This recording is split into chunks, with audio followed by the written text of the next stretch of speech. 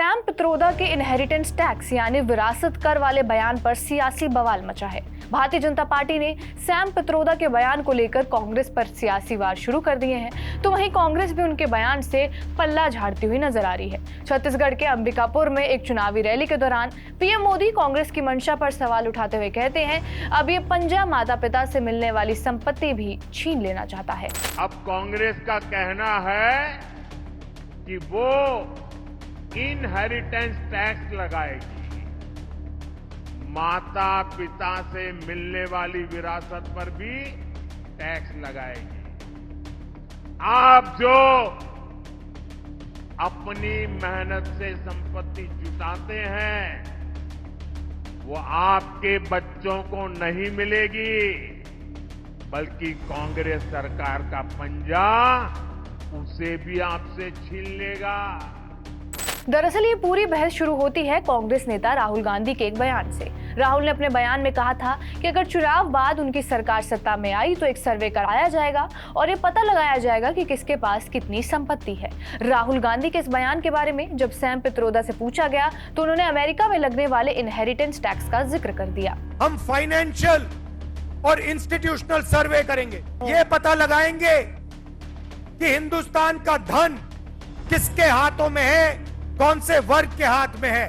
Sam Pitroda इस कानून की वकालत करते हुए कहते हैं, आपने अपने जीवन में जो भी संपत्ति बनाई, जब आप इस दुनिया से जा रहे हैं तो आपको इस संपत्ति का आधा हिस्सा जनता के लिए छोड़ना चाहिए। ये एक निष्पक्ष कानून है और मुझे अच्छा लगता है। भारत में ऐसा नहीं है। भारत में अगर किसी शख्स के पास 10 अरब की संपत्ति है और वो मर गया तो उसके बच्चों को पूरी प्रॉपर्टी मिल जाती है और इसमें से जनता को कुछ नहीं मिलता। Let me tell you, in America, there is an inheritance tax.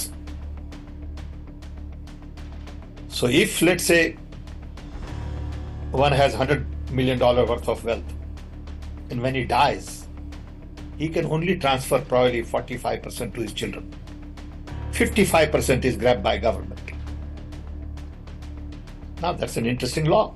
It says, you in your generation made wealth.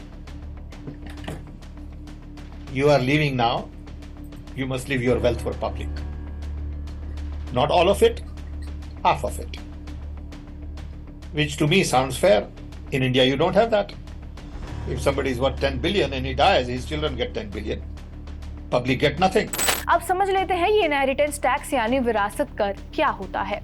Inheritance tax वो टैक्स होता है जो मरने वाले की संपत्ति उसके बच्चों को ट्रांसफर किए जाने पर लगाया जाता है। यानी ये टैक्स माता पिता की छोड़ी हुई प्रॉपर्टी पर लगता है। अब इसे एग्जांपल से समझिए। मान लीजिए कोई शख्स है ए जो अमेरिका में रहता है, उसके पास $10 करोड़ की प्रॉपर्टी है। अब अगर इस ए नाम के शख्स की मौत होती है तो उसके बच्चों को प्रॉपर्टी का केवल 75% हिस्सा मिलेगा, यानी बच्चों के नाम केवल $7.5 करोड़ की संपत्ति आएगी और बाकी का 25% यानी $2.5 करोड़ की प्रॉपर्टी सरकार के पास टैक्स के रूप में चली जाएगी। ये महज एक एग्जांपल है।